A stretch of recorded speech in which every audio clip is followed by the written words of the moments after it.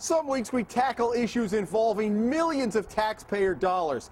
This week we focus on a relatively small project here at the State House, but one that a state senator says is a reminder that government needs to treat the taxpayers' dollars as carefully as the taxpayers do themselves. It is prime real estate in a place where parking spots are a coveted perk.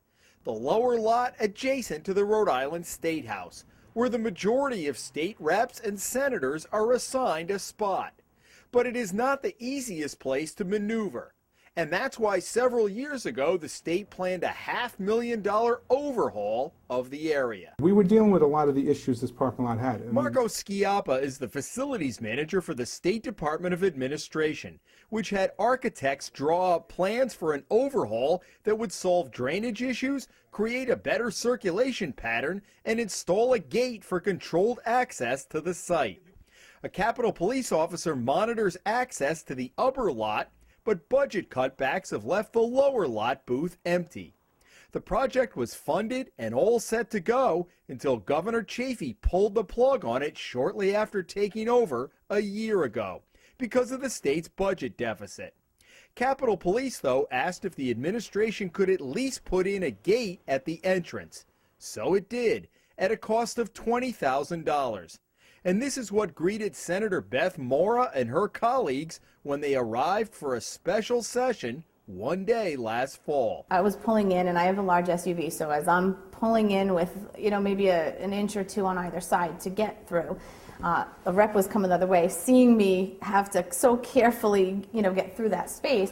He kind of laughed, like, that's ridiculous. What's really caused the problem that we figured out later was the fact that the circulation pattern inside for these gates doesn't work because of the odd circulation that's going on today. And that's what we found.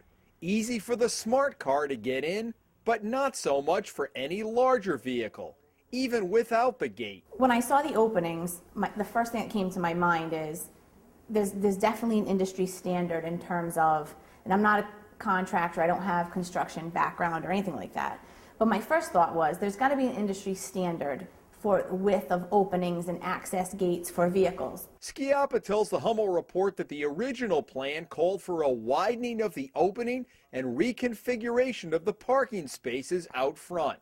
Instead, someone from his office and Rystan, the firm that installed the gate, came up with their own design for just the gate. That's what Schiappa told Senator Moura and Representative Dan Gordon when they met with him at the Department of Administration to get answers one day last month. I realized that the first thing that popped into my head was if I'm having a hard time getting through, how is a snowplow going to get through without, damaging or taking out those?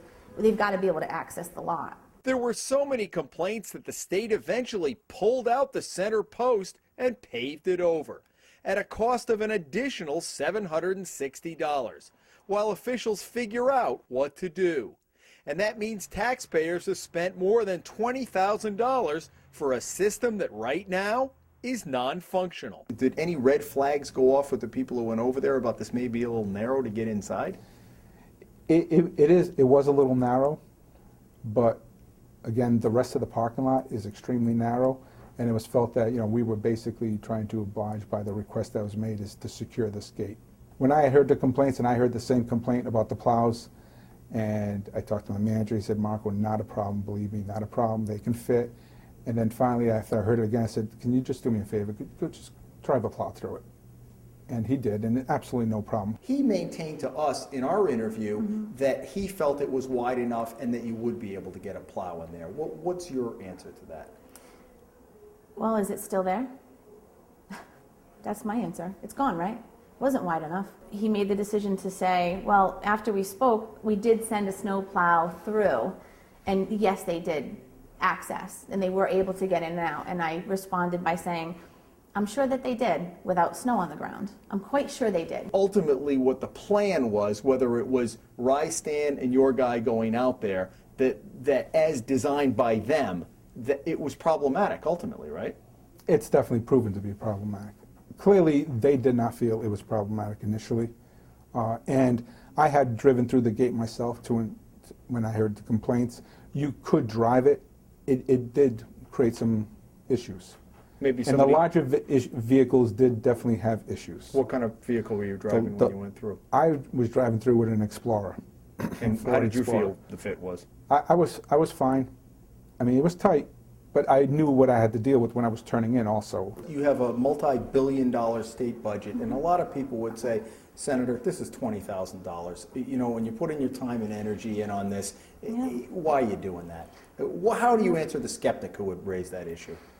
It's not just 20,000. If this same, culture of carelessness or the ease with which we spend taxpayer dollars is applied to every project, whether it be fixing a pothole or rebuilding a bridge, whether it's $1 million, $1 billion, or 1,000, it's not okay.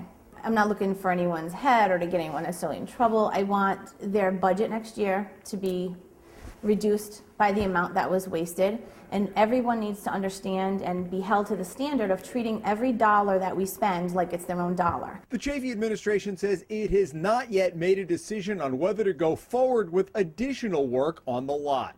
So for now, the project remains in limbo. At the State House, Jim Hummel for the Hummel Report.